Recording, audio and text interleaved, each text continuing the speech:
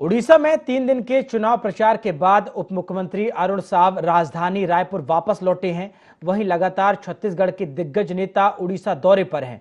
उड़ीसा में बीजेपी का क्या है माहौल? आखिरी छठे और 7वें चरण के चुनाव में छत्तीसगढ़ के बीजेपी नेताओं का दौरा कहां होगा? और आम आदमी पार्टी से राज्यसभा सांसद स्वाति मालीवाल के साथ हुई कथित घटना पर उप मुख्यमंत्री अरुण साव से चर्चा की हमारे संवाददाता गोपी कृष्ण साहू ने।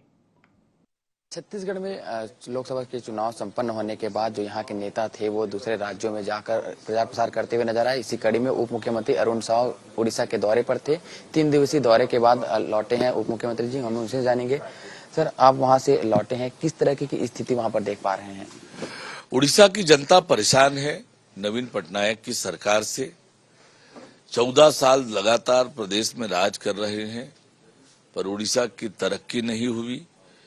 उड़ीसा के नौजवान परेशान हैं, माताएं बहनें परेशान हैं, किसान परेशान हैं और चहुओर भ्रष्टाचार व्याप्त है। और इसलिए उड़ीसा की जनता परिवर्तन चाहती है और निश्चित रूप से उड़ीसा में परिवर्तन होने वाला है। भारतीय जनता पार्टी की सरकार बनने वाली है। कांग्रेस कहती है कि बीजेडी और बीजेपी उड़ीसा में मौसेरे भाई हैं, दोनों के जो विषय हैं गठबंधन की स्थिति है। उड़ीसा में तो कांग्रेस पार्टी कहीं है नहीं। कांग्रेस पार्टी अपनी हैसियत देख ले उड़ीसा में क्या है, उसके बाद बात करे। अगर हम बात करें छत्तीसगढ़ की, तो नक्सल को लेकर एक आरोप लगाया। कांग्रेस ने कहा है कि जो भाजपा का साथ है वो नक्सलियों के साथ है, उनकी दोस्ती है, और जो वनवासी कल्याण जो आश्रम है वो उनका शरणार्थी स्थल बना हुआ है। नक्सलवाद को 5 साल पालने पोसने का काम कांग्रेस की सरकार ने किया।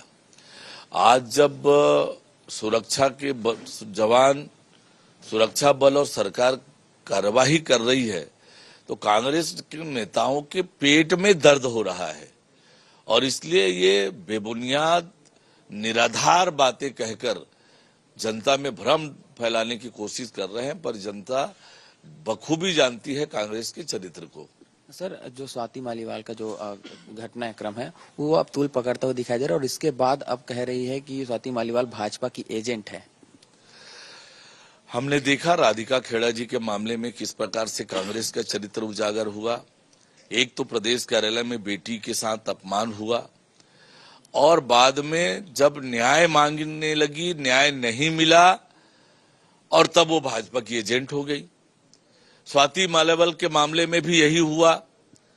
पहले दिन आम आदमी पार्टी कहती है कि हाँ उनके साथ अपमानजनक शब्द हुआ है, घटना हुई है, और अब जब उसने एफआईआर किया, रिपोर्ट दर्ज कराई, तुरंत आम आदमी पार्टी ने अपना स्टैंड बदल दिया और उसे भाजपा का एजेंट बताया और घटना को झूठा बताया। ये इन पार्टियों के चरित्र को बताता है कि ये कैसे महिला विरोधी हैं और इनके घर में बेटियां सुरक्षित नहीं हैं, ये स्पष्ट हो गया है।